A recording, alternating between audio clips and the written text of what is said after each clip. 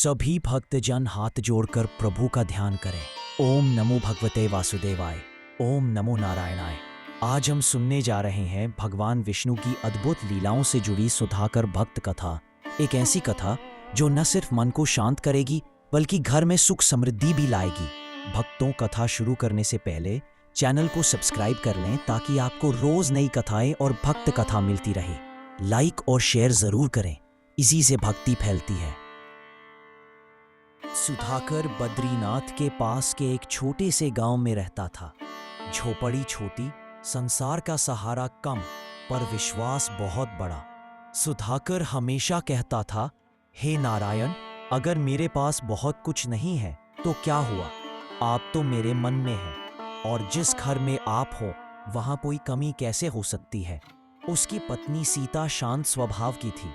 वह बोली, प्रभु, आज घर में अनाज कम है, पर मन में विश्वास है कि कुछ न कुछ हो ही जाएगा। सुधाकर मुस्कुराया। सीता, जहां विष्णु भगवान का नाम है वहां संकट टिक नहीं सकता। सुधाकर उस दिन लकड़ियां बेचकर थोड़ा चावल लाया था। घर लौटते समय उसने देखा कि एक साधु पेड़ के नीचे बैठे हैं। सुधाकर साधु महाराज से कहता है, महाराज, आपने भोजन किया? साधु महाराज कहते हैं, वत्स, मुझे कई दिन से उचित भोजन नहीं मिला, भगवान की माया तर चल रहा हूं। सुधाकर बिना सोचे अपने चावल उन्हें दे देता है। सीता हल्के दुख के साथ कहती है, आज हमारा भोजन भी न होगा सुधाकर। सुधाकर सीता से कहता है, सीता, किसी और के पेट में जाने वाला भोजन हमारी किस्मत को कभी कम नहीं करता। भगवान विष्णु सब देखते हैं। साधु के जाने के बाद वहां हल्की दिव्य रोशनी फैलती है। भक्तों, कथा अच्छी लग रही हो तो एक बार जय श्री विष्णु कमेंट में लिखें। कमेंट करना भी एक भक्ति है। आपकी एक कमेंट से यह कथा और अधिक लोगों तक पहुंच सकती है। वैकुंठ लोक में माता लक्ष्मी ने विष्णु भगवान से कहा, प्रभु, पृथ्वी पर आपका एक भक्त है सुधाकर। वह बहुत ही गरीब है पर बहुत भक्तिमान है। उसे धनों का आशीर्वाद क्यों न दिया जाए। विष्णु भगवान माता लक्ष्मी से कहते हैं, देवी, मैं अपने भक्तों को सिर्फ धन देकर नहीं मापता, पहले यह देखना होगा कि उसका मन धन के भार को सहन कर सकेगा या नहीं। और भगवान मुस्कुराए। लक्ष्मी जी पृथ्वी पर साधारण स्त्री के रूप में जाती है। लक्ष्मी जी एक सीधी सादी स्त्री के रूप में वहां पहुंचती है। वह सुधाकर से कहती है, पुत्र, मैं जानती हूं तुम भले मनुष्य हो। मैं तुम्हें धन संपदा देना चाहती हूं। मांगू तुम्हें क्या चाहिए? सुधाकर माता से कहता है, मां, मुझे धन नहीं चाहिए। मेरे पास संतोष है और भगवान की भक्ति, इससे बड़ा धन कुछ नहीं। माता लक्ष्मी कहती है, पुत्र, संसार में कौन ऐसा है जो धन नहीं चाहता? तो सुधाकर कहता है, जो समझ गया हो कि धन कभी स्थायी नहीं, पर भक्ति हमेशा स्थायी रहती है। माँ लक्ष्मी हतप्रभ रह जाती है और वैकुंठ लौट जाती है। भक्तों, यदि आप भी मानते हैं कि भक्ति सबसे बड़ा धन है तो इस कथा को शेयर करें ताकि और लोग भी भक्ति का महत्व समझ सकें।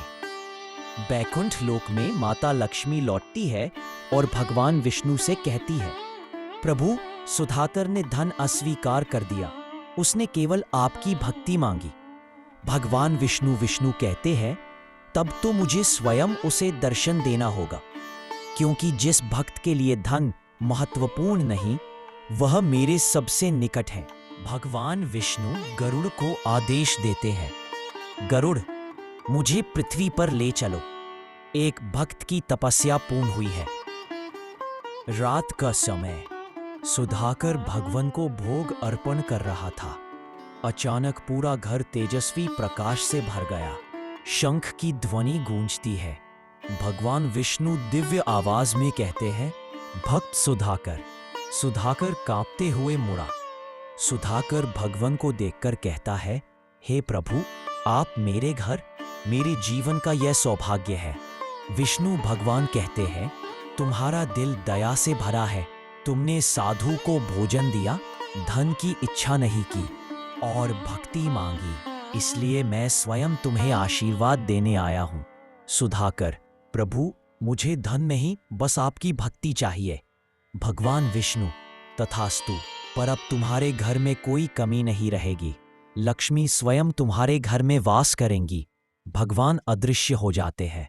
घर में चारों ओर दिव्य सुगंध फैल जाती है। भक्तों, अगर यह कथा आपके दिल को छू रही है तो वीडियो को लाइक करें। यही आपका आशीर्वाद है जिससे हम और कथाएं बना सके। सुधाकर का जीवन बदलना शुरू हो चुका था। अगले ही दिन से चमत्कार शुरू हुए। उनके घर में अनाज की कमी नहीं रही। लोग उनके पास मदद के लिए आने लगे। मगर सुधाकर का हृदय वही रहा, नम्र, दयालु और भक्ति से भरा।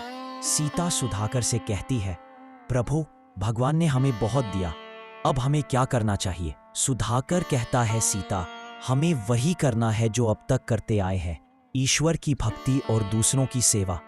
इसके बाद सुधाकर गांव में भोजनालय खोल देता है।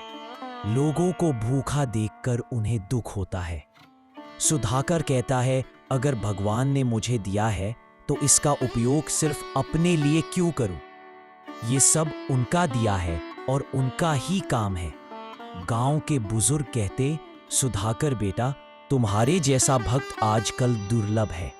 सुधाकर नम्र भाव से कहता, मैं तो वही करता हूं जो नारायण चाहते हैं। अगर आप चाहते हैं कि इस तरह की कथाएं नियमित मिलती रहे तो चैनल को सब्सक्राइब करें। आपका एक सब्सक्राइब हमारे लिए सेवा के बराबर है।